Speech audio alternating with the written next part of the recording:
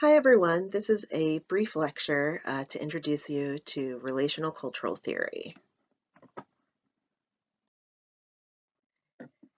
And just to start out with some relational cultural theory basics here, the theory was developed by Miller, Jordan, Saray, and Stiver in 1991.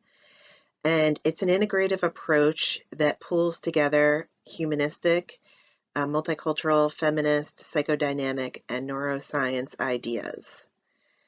And the major difference between this approach and more traditional models is that this is, while traditional models of human development are based on the idea that growth is a process of becoming more independent and autonomous, through an RCT lens, healthy development is seeking to have interdependent relationships and relationships that grow and prosper across the lifespan.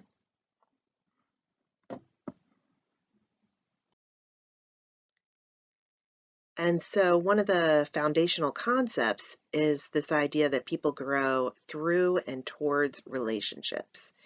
And so if I'm working with a client and they are not developing in their relationships or having difficulty having them in the first place, this is going to be a major area of focus in our work together.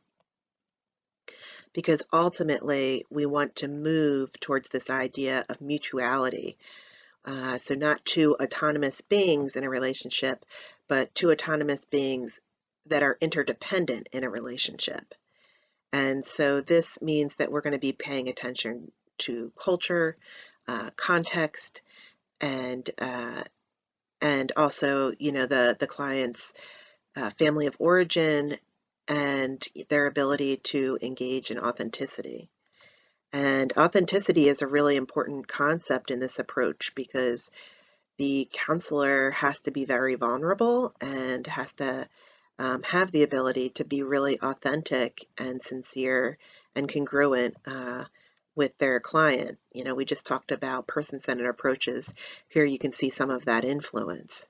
But while person-centered approaches were about the therapist directing their empathy towards the client, there wasn't an idea that it might be reciprocal, just that the therapist was giving it out. And through this lens, empathy is interconnected, it's reciprocal. And ultimately, what we want to develop in our lives is something called growth fostering relationships. And this is where all people can contribute fully within the relationship. And so we're seeking to develop with our clients a sense of mutual empathy. And mutual does not mean, equality or, a sense of reciprocity, because we recognize sort of the sacredness and really the legal and ethical issues that we need to be aware of in our roles as clinicians. But we still are very courageous and recognize the power dynamics that lead us to be maybe not fully ourselves with other people due to all kinds of different cultural dynamics. And so we're looking to support building a relationship where we can have mutual empathy. The client can express empathy towards the therapist and the therapist to the client. And really a sense of equanimity or balance in that expression. And we're going to be really authentic in our feelings, our thoughts and feelings. This involves having a real self-reflection practice, because you have to be aware of the ways in which you might have different masks that you might put on due to the different cultural contexts. So let me give you an example. In higher education, there's certainly, a cultural norm that you are not necessarily a parent, and that, that your work can be everything to you. And that's what it means to be an amazing professor or someone who works in higher education as a researcher or teacher. And this totally excludes the reality that there are many parents working in higher education. And even though higher education is, for the most part, there's more women working in higher education than men, it doesn't recognize the reality of our social context as women, where for the most part, of course, there's variation always, but that women still do most of the parenting and caretaking roles within their family. And so I need to then, within certain relationships and contexts,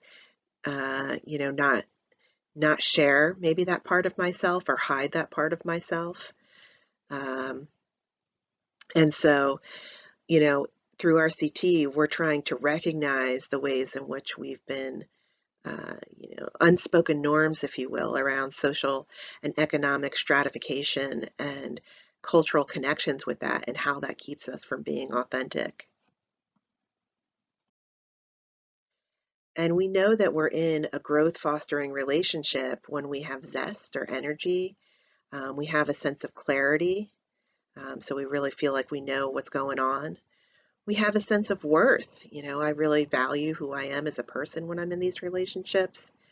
And of course, there's a desire for more relationship. I want to see this person more often, and I enjoy connecting with them, spending time communicating with them. And if we're working together, and we are, an individual or group, we're seeking to, we have a sense of being able to do even more good work. And I just wanted to bring in this one definition of what I mean by mutual empathy. So mutual empathy means that you have an openness to being affected by and affecting another person. In mutual empathy, both people move with a sense of mutual respect, an intention for mutual growth, and an increasing capacity for connectedness. For mutual empathy to lead to growth, both people must see, know, and feel that they are being responded to, having an impact, and mattering to one another. The growth that occurs is both affective and cognitive, and leads to an enlarged sense of community. Supported vulnerability, a feeling that one's vulnerability will not be taken advantage of or violated, is necessary for mutual empathy. In relation to that, one of the things that we know in dysfunctional families is that when children from dysfunctional families are hurting the most, it's when they're vulnerable, they're hurt even further typically, right? They're shamed or led to feel embarrassed. And so, the mutual empathy in our relationship might be the first time that our clients are understanding what that means within a relational setting. And there's this idea in RCT about relational images. And as I talked about before, that, as someone in higher ed, I kind of have to put on the mask of someone who's not a parent, or a caretaker, because I need to, fit in within the unspoken norms in higher ed that, we can all, sort of give ourselves fully to our jobs and have nothing outside of our own lives that influence our work. And relational images is the term for this experience. So another example that you would find in some of the literature about RCT, for example, around relational images, is the idea that came about in the 1980s of a welfare queen. And so the idea behind this, right, is that the stereotype goes that somebody, usually a person of color, a Black woman, she's taking advantage of the welfare system, and she doesn't want to work, right? And so she's just taking advantage of our taxes. That's how this story goes. The stereotype goes. And what can happen is, in marginalized communities, when people don't have exposure to any other relational images, they may internalize some of these images. That would be a form of internalized oppression. And it can keep people from having real mutual connection and can lead to discrepant relational images or images that keep people stuck in disconnection. And through an RCT lens, relational disconnections are inevitable. In fact, they're seen as an opportunity for deeper connection. However, if someone is really lost in their, in some type of dysfunctional relational image, disconnection can become chronic, and that's when somebody can be, very angry or exhibit pathology like depression, anxiety, or have a sense of isolation. And if somebody's chronically disconnected, they'll have a sense of diminished energy, action. How many people do you know who are in dysfunctional relationships that exhibit some type of confusion? They don't have a good sense of self-worth and may actually avoid other relationships because of the disconnective type of relationship that they're currently in. Just thinking, in this moment about relationships where there might be domestic violence as an example. So what can happen is that somebody can essentially get lost behind their mask, the mask that they put out in the world.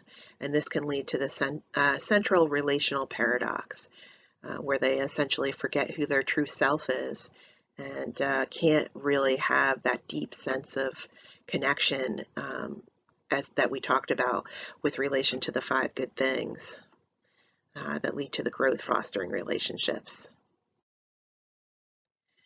And disconnections can happen for all kinds of reasons, but it can certainly happen because power dynamics aren't addressed within the relationship, or we're sort of whitewashing or suppressing differences, or difference might be viewed as oppositional, and certainly we can't be fully authentic. And this can all lead to difficulties in generating and engaging in growth fostering relationships. So in RCT therapy, the therapist is looking to develop relational resilience. And so this is where we're kind of questioning and pushing at these stereotypes that people have internalized or developed on their own, and expanding these images, or in some cases completely getting rid of them and replacing them with one's relational images that are reflective of the client's authentic self, true authentic self. But again, through an RCT lens, this cannot occur unless there is a relationship of mutuality. And so some of the best practices in session are about, of course, developing mutual empathy. I am constantly checking in with my clients about the quality of our connection and work together. And I'm also introducing and always questioning the impact of the power on the relationship.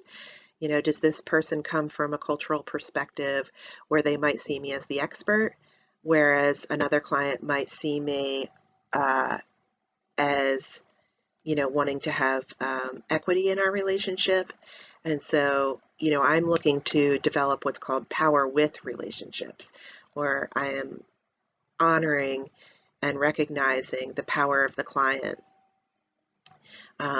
But this is also not to ignore that I, as the counselor, without a doubt, have what's called a power over relationship with them, because I am the person in the relationship with more power.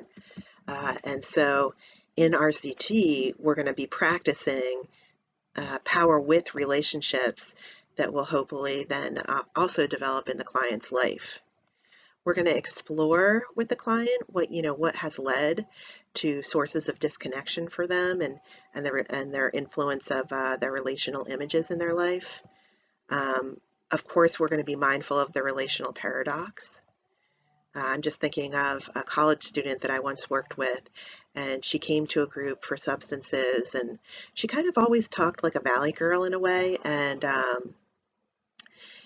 just you could tell that this self that she had created was really, kind of fake. It wasn't who she really was. And after 2 years of both group and individual, this person really came to understand that, and became a really different person when she was really in contact with her authentic self. And we are definitely, of course, always cultivating an open and non-judgmental stance.